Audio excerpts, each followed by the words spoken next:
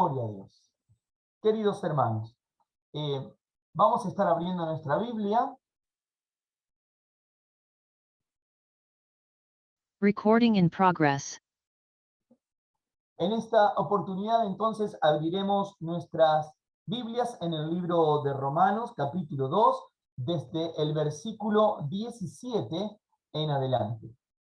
Dice la palabra de Dios: He aquí, tú tienes el sobrenombre de judío y te apoyas en la ley y te glorías en Dios. Y conoces su voluntad, e instruido por la ley, apruebas lo mejor y confías en que eres guía de los ciegos, luz de los que están en tinieblas, instructor de los indoctos, maestro de niños, que tienes en la ley la forma de la ciencia y de la verdad. Tú, pues, que enseñas a otro, ¿no te enseñas a ti mismo? Tú que predicas que no se ha de hurtar, hurtas. Tú que dices que no se ha de adulterar, adulteras. Tú que abominas a los ídolos, cometes sacrilegio. Tú que te jactas de la ley, con infracción de la ley deshonras a Dios, porque como está escrito, el nombre de Dios es blasfemado entre los gentiles por causa de vosotros. Amén. Bueno, recordemos que en la primera porción del capítulo 2 nos hablaba del juicio de Dios, el justo juicio de Dios, tanto sobre judíos como de gentiles. ¿Quiénes eran los gentiles? Aquellos que no pertenecen al grupo o a la nación judía o al pueblo de Israel.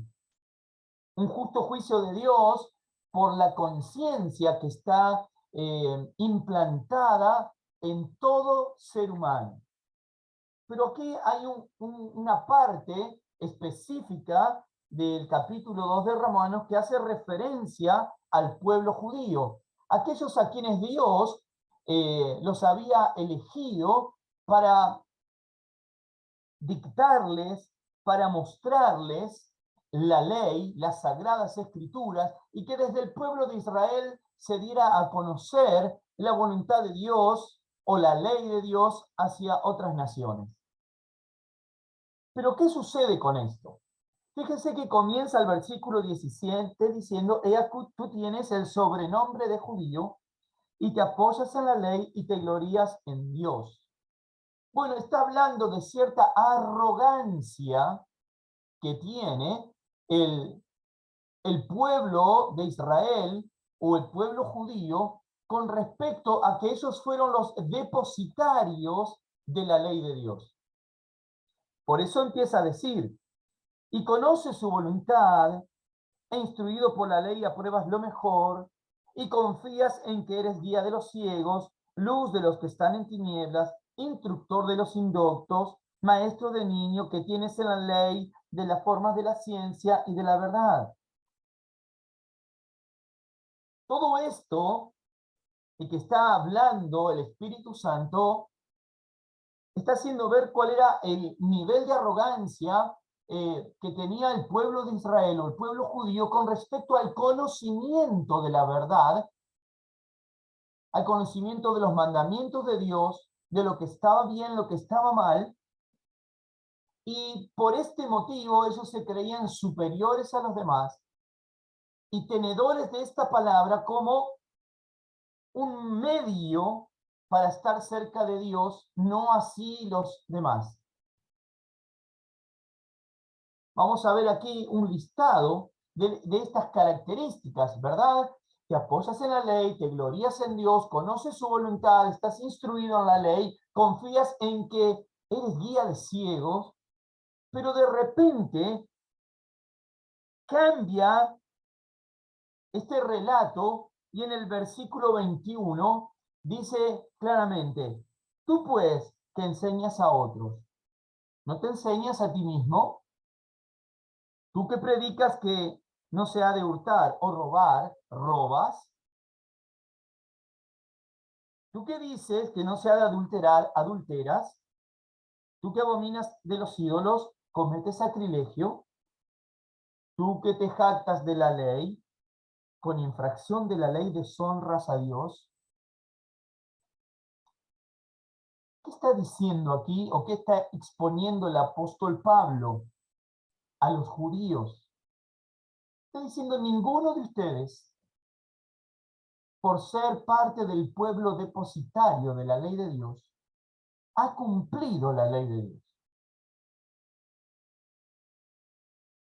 Porque si bien conocen la voluntad de Dios escrita, la ley de Dios escrita, no han podido,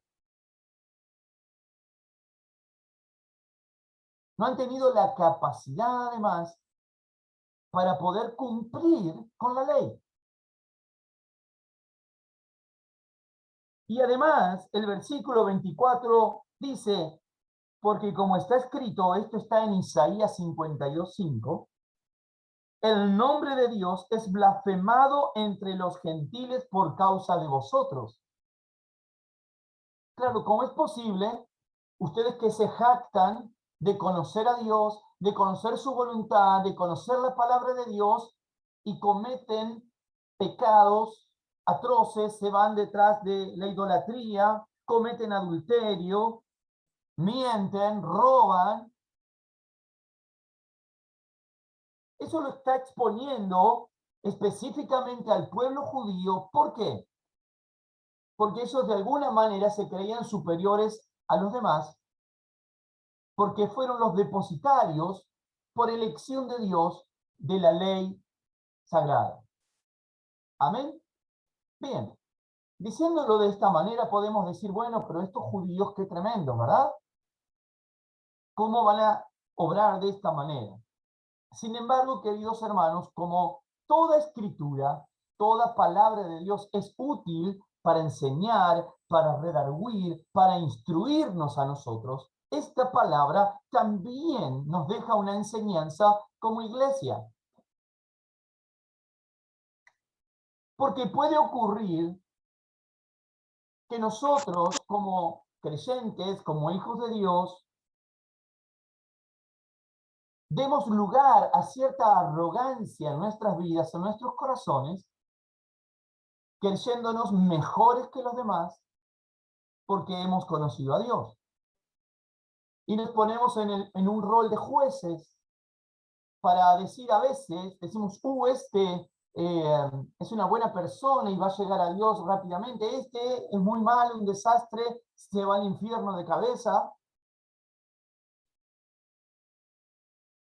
O a veces se forman hasta ciertas formas sectarias dentro de las iglesias evangélicas, donde se piensan que en ese único lugar propio se conocen todas las cosas, todas las verdades, y ni siquiera se da lugar a poder escuchar a los demás. Bueno, este era el espíritu que imperaba en el pueblo judío. Nosotros somos el pueblo elegido por Dios. Somos los únicos salvos porque somos los que tenemos la verdad de las Sagradas Escrituras, pero aquí Pablo en este escrito los confronta, inspirado por el Espíritu Santo, y le dice, bien, conocés la verdad, ¿y por qué robas? Está bien, conocen la verdad, ¿y por qué adulteran? Está bien, conocen la verdad, pero ¿por qué cometen sacrilegio? Está bien, conocen la verdad, enseñas a otros, pero ¿por qué no te enseñas a ti mismo? Les está diciendo, por más que conozcan toda la ley, y lo podríamos aplicar a nosotros y decir, por más que conozcamos toda la Biblia, ¿de qué nos sirve si no vivimos una vida verdaderamente creyente o una verdadera vida consagrada a Dios? No tiene sentido. Eso fue lo que les dijo Pablo a los judíos en este caso. ¿De qué les sirve conocer todo esto si no hay un cambio en sus vidas, en sus corazones? Amén. Cuando miramos este último versículo, dice, porque como está escrito, el nombre de Dios es blasfemado entre los gentiles por causa de vosotros. Como yo decía en otra oportunidad, hermanos, a veces es conveniente no decir que somos cristianos si no damos buen testimonio. No es conveniente tener una inscripción en una remera o en el auto, etcétera, si no damos buen testimonio. Más vale no tener nada y dar buen testimonio que a tener una inscripción de decir soy cristiano, hijo de Dios, y estar dando mal testimonio, porque entonces da lugar a que los que no conocen a Dios blasfemen el nombre de Dios. Esto es lo que les está diciendo Pablo mediante esta carta a los judíos. Ustedes dicen que conocen la ley, que conocen la verdad, etcétera, pero con sus hechos lo están negando. Amén. También podemos aplicarlo a nuestras vidas. Ahora, continuando con la lectura de este capítulo 2, versículo 25 en adelante, dice: pues en verdad la circuncisión aprovecha si guardas la ley. Pero si eres transgresor de la ley, tu circuncisión viene a ser incircuncisión. Si pues el incircunciso guardar las ordenanzas de la ley, no será tenida su incircuncisión como circuncisión. Y el que físicamente es incircunciso, pero guarda perfectamente la ley, te condenará a ti, que con la letra de la ley y con la circuncisión eres transgresor de la ley. Pues no es judío el que lo es exteriormente, ni es la circuncisión la que se hace exteriormente en la carne, versículo 29, sino que es judío el que lo es en lo interior. Y la circuncisión es la del corazón, en espíritu, no en letra, la alabanza del cual no viene de los hombres, sino de Dios. Bien, específicamente aquí otra vez habla en primer lugar a los judíos. ¿De qué sirve esa señal que ellos tenían que tener de la circuncisión cuando los varones eran niños, cortando el prepucio? ¿De qué serviría esa marca si después no guardan la ley de Dios? Si después no siguen los preceptos de Dios, no sirve absolutamente de nada. Entonces, por eso dice, la verdadera circuncisión, esta verdadera marca de Dios en la vida de una persona, no es exterior, sino en el corazón. Un cambio interior, un cambio verdadero, genuino. Un corazón que quiere agradar a Dios, que busca hacer la voluntad de Dios. Y además dice el versículo 29, no para alabanza de los hombres, sino de Dios. Otra vez, no para que me aplaudan, sino que vean a través del testimonio de mi vida completa que yo vivo para agradar a Dios. Vamos a un ejemplo concreto. ¿De qué sirve de que yo sea una persona que canta muy bien, que ejecuto muy bien en un instrumento y canto una hermosa canción cristiana y todos me aplauden y dicen, wow, canta como los ángeles, etcétera, etcétera? Si luego fuera de ese escenario, mi vida es un desastre. Tengo mal testimonio en mi familia, en mi trabajo, en el vecindario. Bueno, eso es lo que está diciendo. No para que te alaben los hombres, sino para la gloria de Dios.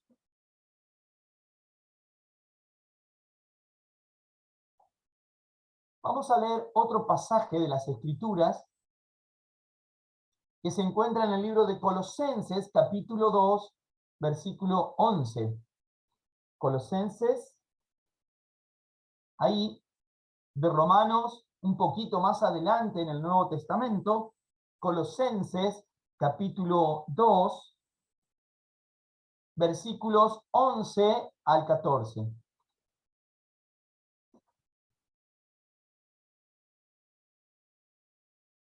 Dice así la palabra de Dios.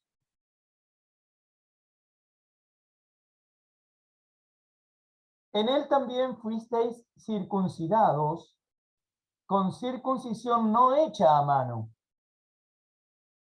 al echar de vosotros el cuerpo pecaminoso carnal en la circuncisión de Cristo, sepultados con él en el bautismo, en el cual fuisteis también resucitados con él mediante la fe en el poder de Dios que le levantó de los muertos.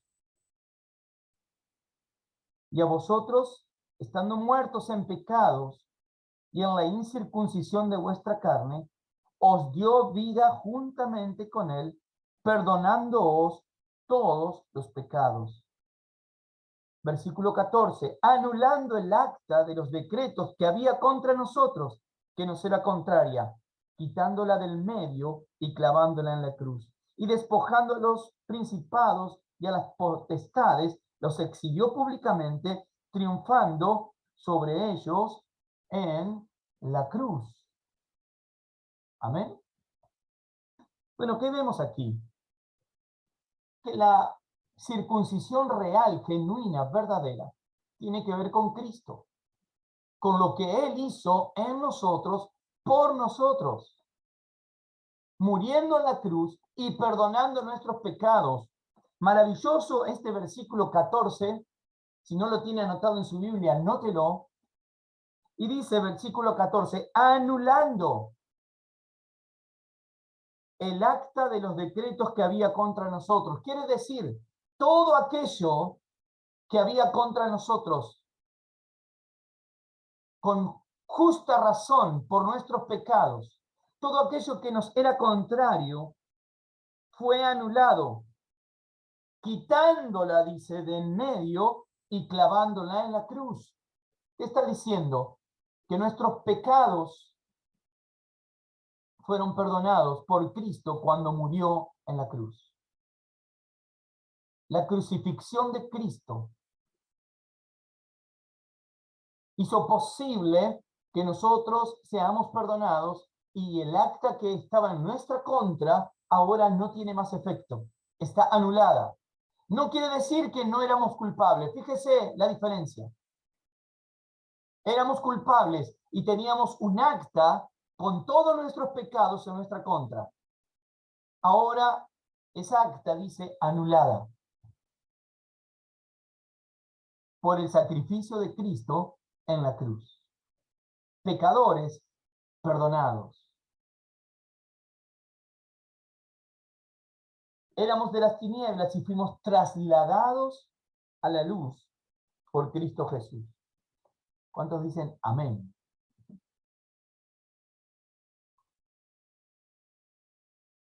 Ahora bien, ¿de qué nos habla aquí?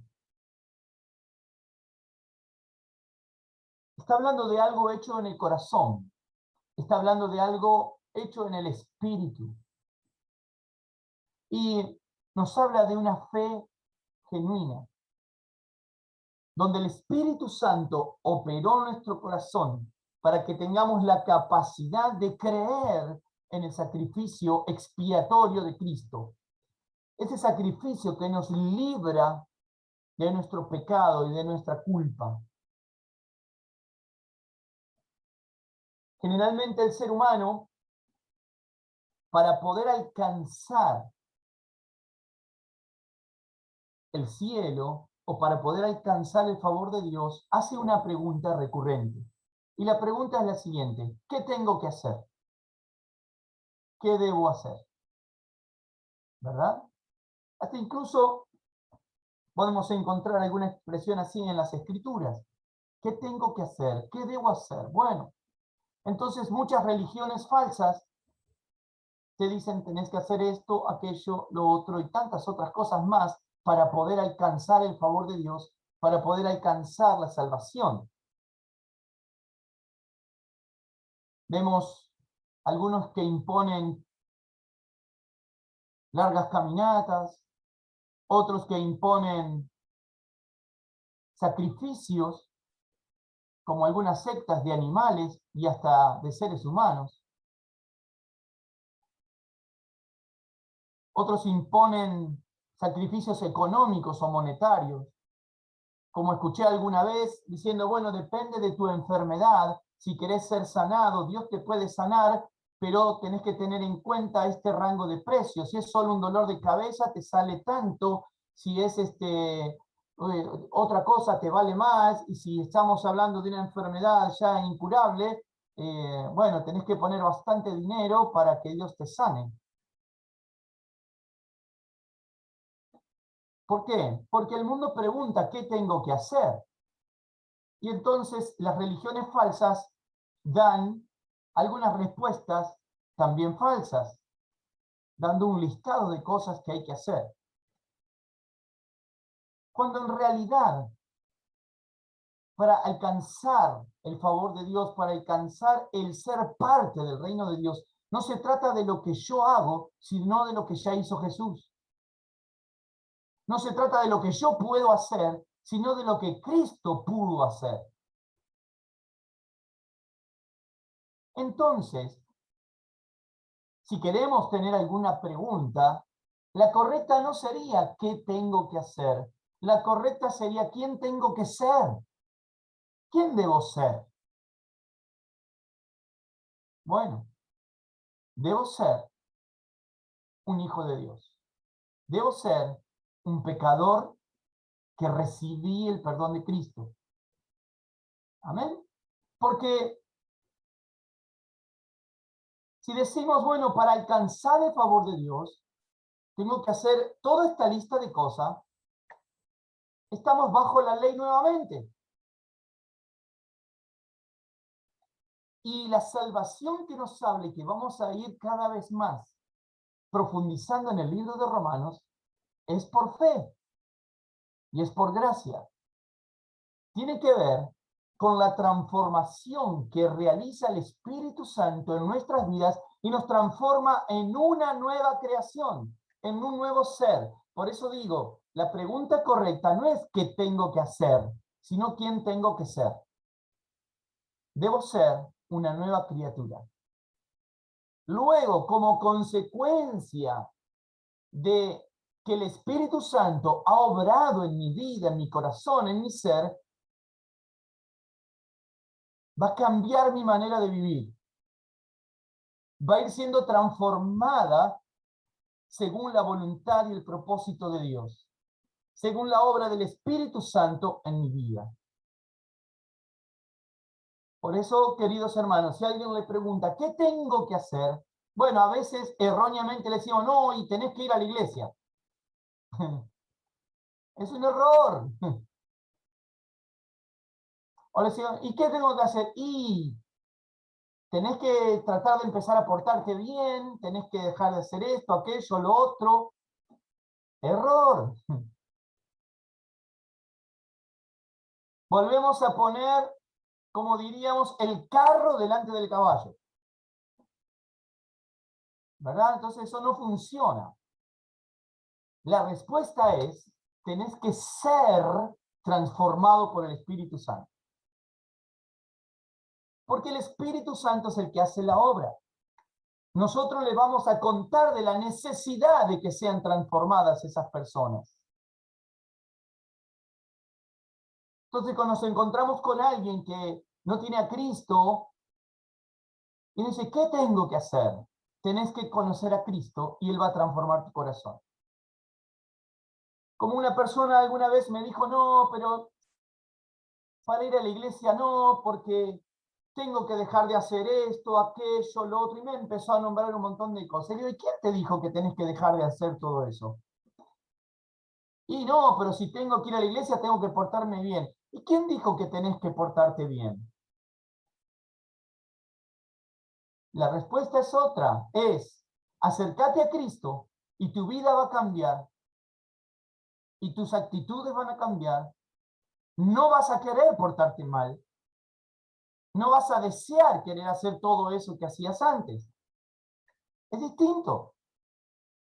A veces, religiosamente, le ponemos una carga a las personas que no conocen a Cristo que no pueden llevar. Alguien que está en tinieblas y bajo pecado, dice, bueno, para empezar a ir a la iglesia tenés que dejar de pecar. ¿Y cómo hace?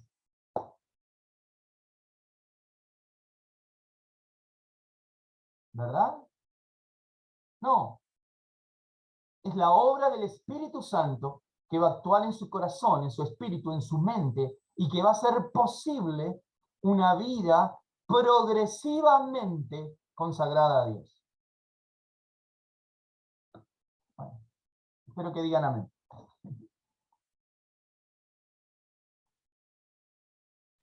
Pastor, habla muy rápido y no podemos anotar, tienen que dictar más despacio. No, es para que ore, hermano, más. Bueno, igual lo voy repitiendo, ¿verdad?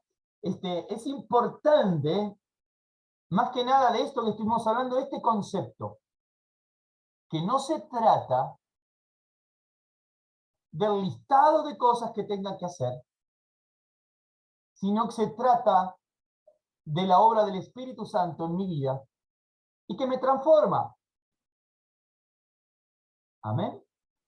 Si antes yo tenía deseos en mi vieja vida de robar, por ejemplo, o de golpear a las personas porque era un violento, el Espíritu Santo que va a empezar a obrar en mi vida va a cambiar esa realidad. Entonces eso se va a empezar a correr y alejar de mi corazón y de mi mente, de mis pensamientos.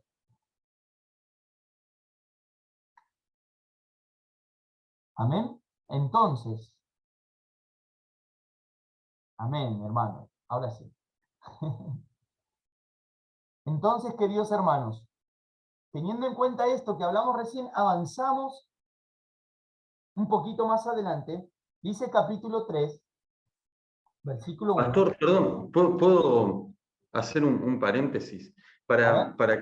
Para que el Espíritu Santo obre en la vida de cada uno, tiene que haber voluntad de encomendarse a Cristo, ¿cierto? Porque si uno no tiene la predisposición de entregarse, no habrá obra que actúe en la vida de esa persona. Bien, Matías, bien por la pregunta que haces y por el comentario. Bueno, justamente no es así. Pero muy bien la pregunta. ¿Por qué? Si estamos hablando de una persona que ya está convertida, que está en Cristo, que ya es un hijo de Dios, por supuesto que tiene que consagrar su vida, buscar al Espíritu Santo, leer la Biblia, para encontrar cada día la voluntad y el propósito de Dios para su vida. Ahora yo pregunto, una persona que no conoce a Cristo, que no tiene al Espíritu Santo, está muerto en sus delitos y en pecados. ¿Cómo le voy a decir que se consagre? Es imposible. Nunca una persona que todavía no ha nacido de nuevo va a buscar a Dios verdaderamente, va a consagrarse a Dios, va a querer buscar la obra del Espíritu Santo. De hecho, está imposibilitado de hacerlo. ¿Sí? La obra es exclusivamente del Espíritu Santo en los corazones de aquellos que aún están muertos en delitos y en pecados. Por eso cuando aquel hombre, cuando fue a visitarlo de noche, Nicodemo, a Jesús, que era un maestro de la ley, y fue de noche y le golpeó y le dijo, maestro, dijo, ¿por qué me llamas maestro? Bueno, ese diálogo que tuvo, pero Jesús le dice, te es necesario nacer de nuevo. Con esto le dice, hasta conocía toda la ley, pero no podía tener comunión con Dios verdaderamente, porque no había nacido de nuevo. Y le termina respondiendo, es necesario que nazcas del agua y del espíritu. Y después en ese mismo pasaje habla, el viento sopla de aquí para allá, nadie sabe de dónde, así son los nacidos del espíritu. ¿Qué quiere decir?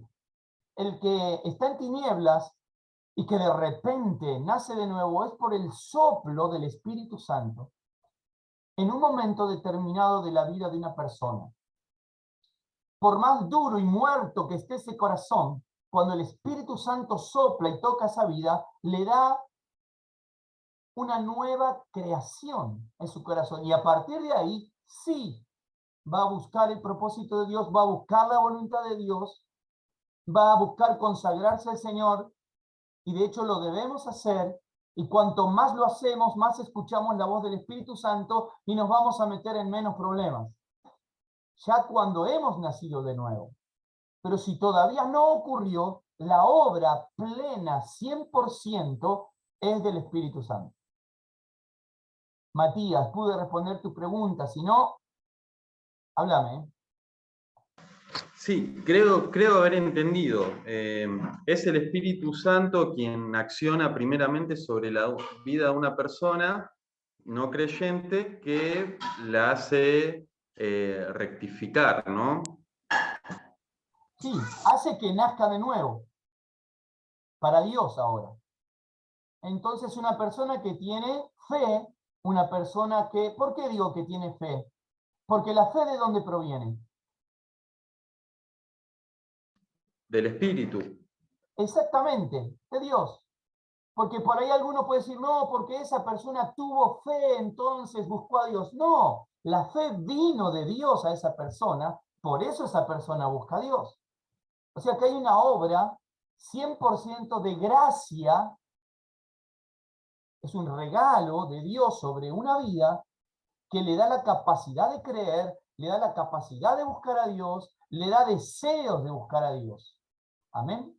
Ahora luego, una vez que ocurre esa transformación, por supuesto que hay una vida del creyente de ahí en adelante que tiene una lucha, ¿verdad? Contra la carne, que la carne no quiere orar, que la carne no quiere leer la Biblia, la carne no quiere que esté en el estudio bíblico, etcétera, etcétera.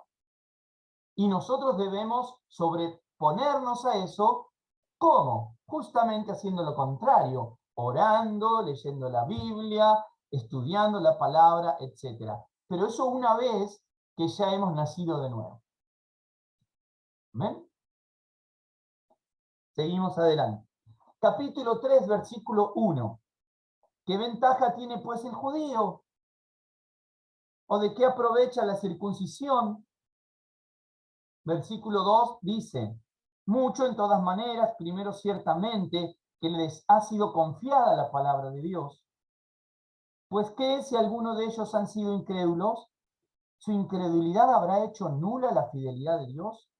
De ninguna manera, antes bien sea Dios veraz y todo hombre mentiroso, como está escrito, para que seas justificado en tus palabras y venzas cuando fueres juzgado. Y si nuestra injusticia hace resaltar la justicia de Dios, ¿qué diremos?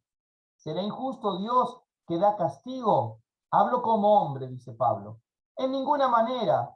De otro modo, ¿cómo juzgaría Dios al mundo? Pero si por mi mentira la verdad de Dios abundó para su gloria, ¿por qué aún soy juzgado como pecador? ¿Y por qué no decir, como se nos calumnia y como algunos cuya condenación es justa afirman que nosotros decimos, hagamos males para que vengan bienes? Bueno, aquí hay varias cosas. En primer lugar dice, no es en vano para el pueblo de Israel, para el judío, el haber recibido la ley y la circuncisión, porque fue un pueblo elegido por Dios, que de hecho hay promesas de Dios para este pueblo, para esta nación, que se han cumplido y se cumplirán en el futuro. Entonces tiene un provecho para Israel como nación. Sin embargo, lo que está tratando aquí el apóstol Pablo está diciendo, aunque los judíos han sido injustos, y aunque le han dado la espalda a Dios o al Mesías, a Jesús, esto no invalida que Dios siga siendo justo, porque los que fallaron fueron los hombres, no Dios. Y Dios de hecho cumplirá su promesa para con el pueblo de Israel. Ahora lo interesante de esta parte viene en el versículo 9. Dice, ¿qué pues? ¿Somos nosotros mejores que ellos? En ninguna manera, pues ya hemos acusado a judíos y a gentiles que todos están bajo pecado. Está diciendo, si bien hay algo especial con Israel nación, esto no quita que todos los seres humanos han pecado, que todos fueron destituidos de la gloria de Dios y que hay una sola forma de salvación que es en Cristo. Dice el versículo 10, como está escrito, Esto aparece, hermanos, para el que toma nota. Lo voy a decir lento, hermano Luis. En el Salmo 14, versículo 1 al 3, y también en el Salmo 53, versículos 1 al 3. Vamos a leer entonces, estamos en Romanos, ¿verdad? Romanos capítulo 3, versículo 10 dice, como está escrito, no hay justo ni aún uno, no hay quien entienda, no hay quien busque a Dios. Todos se desviaron a una, se hicieron inútiles. No hay quien haga lo bueno, no hay ni siquiera uno. Sepulcro abierto es su garganta, con su lengua engañan. Veneno de aspides hay debajo de sus labios. Su boca está llena de maldición y de amargura. Sus pies se apresuran para derramar sangre. Quebranto y desventura hay en sus caminos, y no conocieron camino de paz. No hay temor de Dios delante de sus ojos. ¿De quién está hablando aquí? De la humanidad entera, de todos los seres humanos. No hay justo, ni siquiera uno. No hay bueno, ni siquiera uno. No hay quien busque a Dios, ni siquiera uno. Por eso, volviendo un poco a la pregunta de Matías, que fue importante por esto, o sea, no hay ninguno que busque al Espíritu Santo, no hay ninguno que busque hacer la voluntad de Dios, no hay ninguno que quiera agradar a Dios. Hasta que en algunos, por misericordia de Dios, el Espíritu Santo obra y toca sus mentes y sus corazones.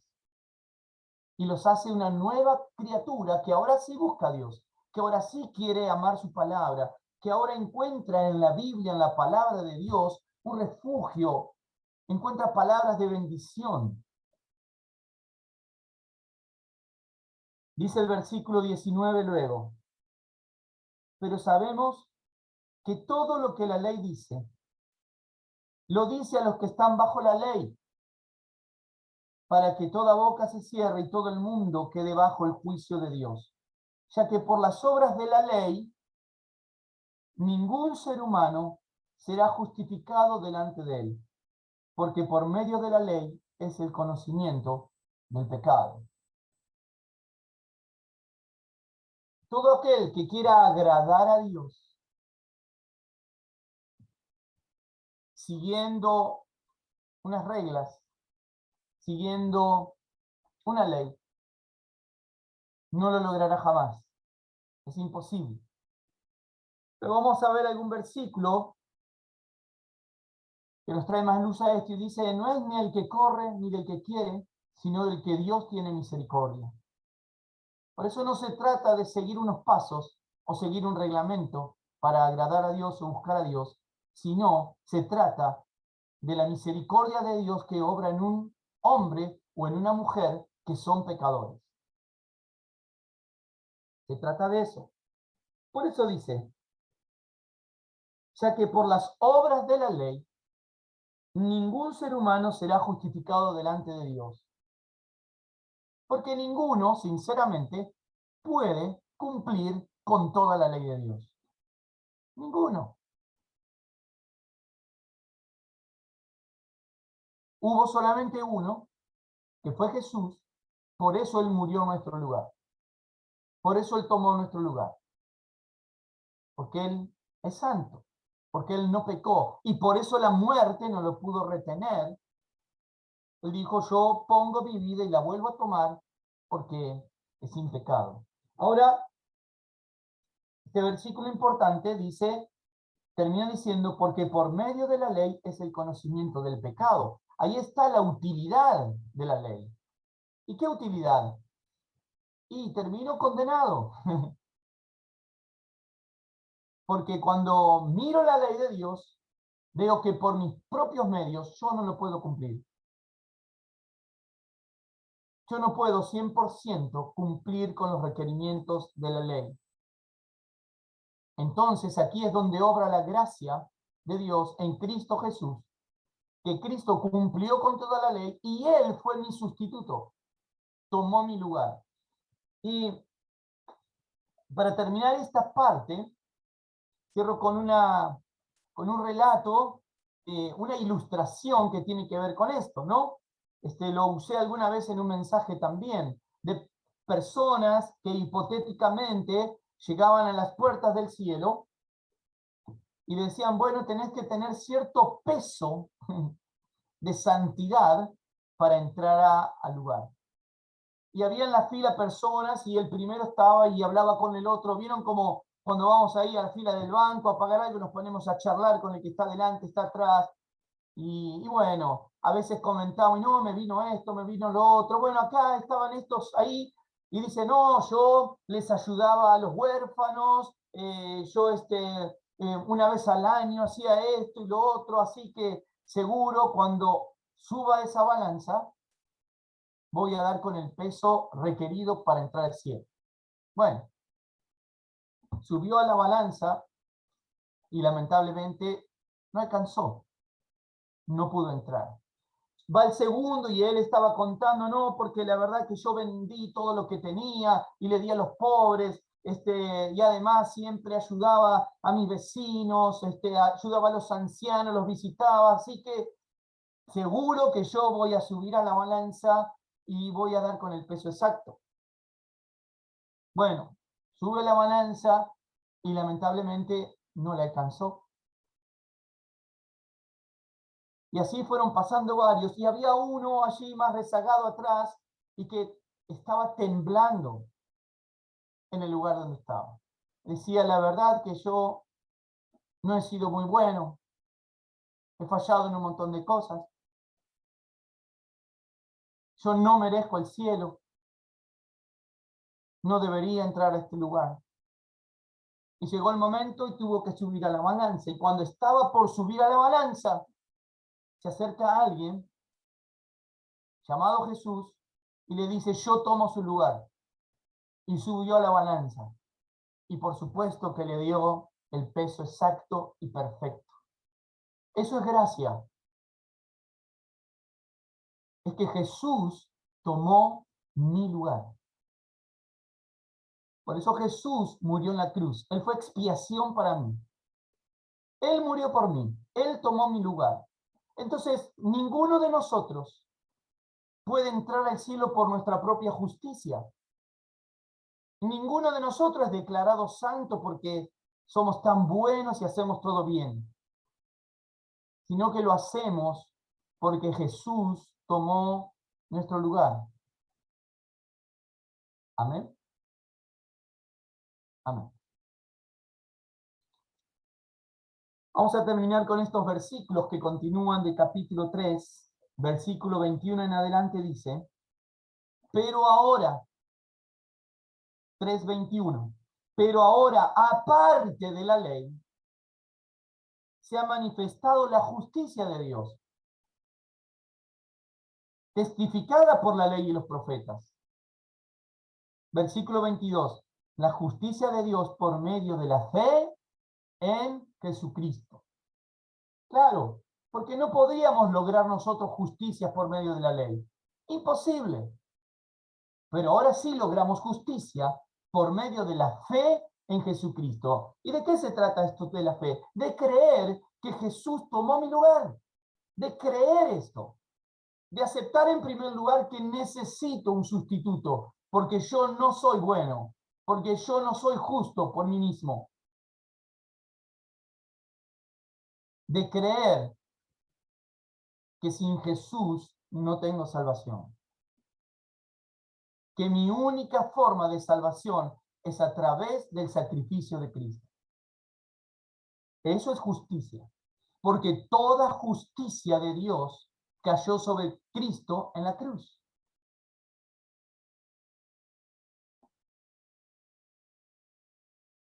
Versículo 23. Por cuanto, dice, todos pecaron y están destituidos, separados de la gloria de Dios. 24. Siendo justificados gratuitamente por su gracia, mediante la redención que es en Cristo Jesús, a quien Dios puso por propiciación por medio de la fe en su sangre, para manifestar su justicia a causa de haber pasado por alto en su paciencia los pecados pasados. Amén. Dice el versículo 24, siendo justificados ¿cómo? Gratuitamente. Entonces vuelvo a preguntar, ¿hay algo que yo tuve que hacer? No, fui justificado gratuitamente. ¿Por qué? Por su gracia. ¿Mediante qué? ¿Cómo funciona esto? ¿Cómo fue posible que yo fuera justificado gratuitamente? Mediante la redención que es en Cristo Jesús. Esto de la redención, hermanos, ¿qué es? Esto hace referencia a redimir a una persona que es esclava, que se tiene que pagar un precio para poder liberarla de esa esclavitud.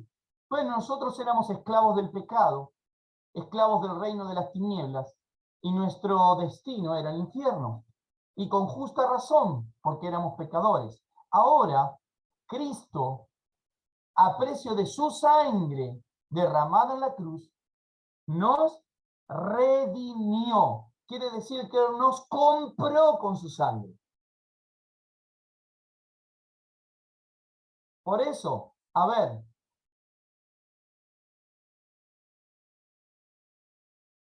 ¿la salvación es gratis?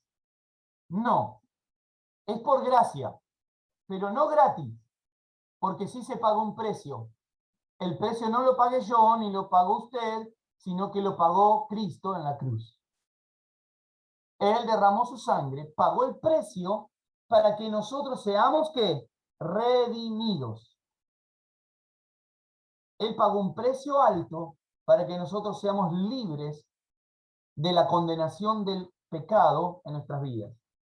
Dice versículo 25, a quien Dios puso como propiciación por medio de la fe en su sangre. Esto habla de un sacrificio.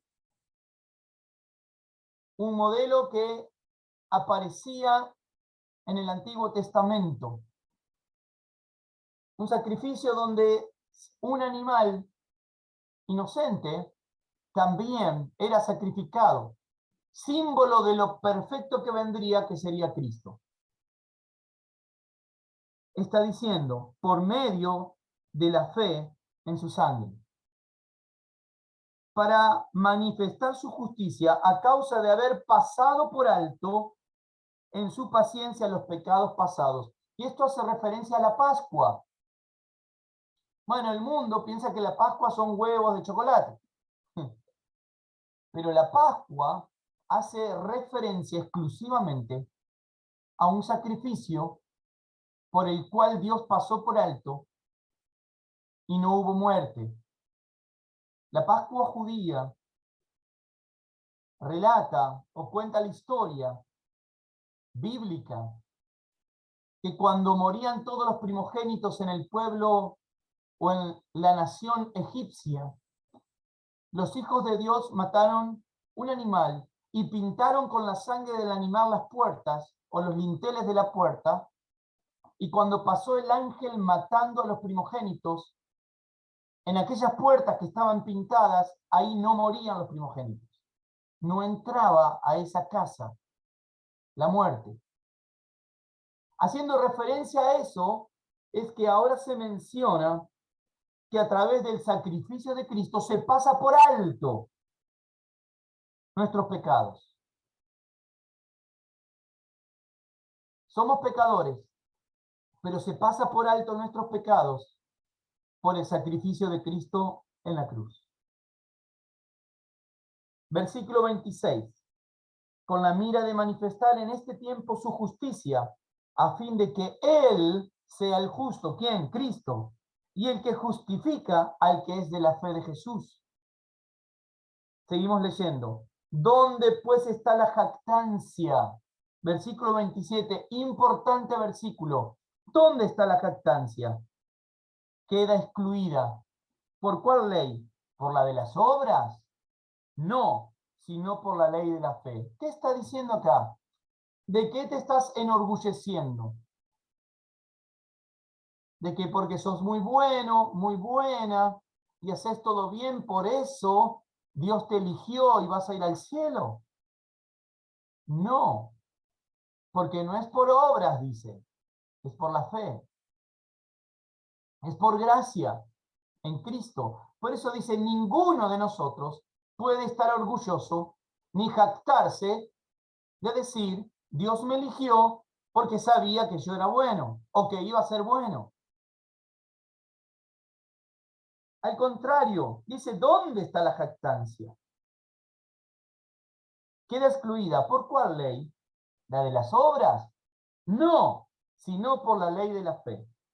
28. Concluimos pues que el hombre es justificado por la fe sin las obras de la ley. 29. ¿Es Dios solamente Dios de los judíos? ¿No es también Dios de los gentiles? Ciertamente también de los gentiles, porque Dios es uno, y Él justificará por la fe a los de la circuncisión, es decir, a los del pueblo de Israel, y por medio de la fe a los que no son del pueblo de Israel o incircuncisión. 31. Luego, por la fe invalidamos la ley en ninguna manera, sino que confirmamos la ley. ¿Por qué? Porque Cristo cumplió toda la ley. Y por nuestra fe en Jesucristo, entonces se nos imputa, se nos da esa justificación, no por nuestras propias obras, sino por la obra hecha por Cristo a favor nuestro. Amén. Entonces, ninguno de nosotros se puede enorgullecer, se puede jactar, como a veces mal se enseña, diciendo, bueno, Dios te eligió a vos porque sabía de antemano de que vos ibas a seguirlo, que ibas a aceptarlo, que ibas a hacer su voluntad. De ninguna manera. Dios lo que sí sabía era que si no intervenía en tu vida, nunca te ibas a acercar a Él.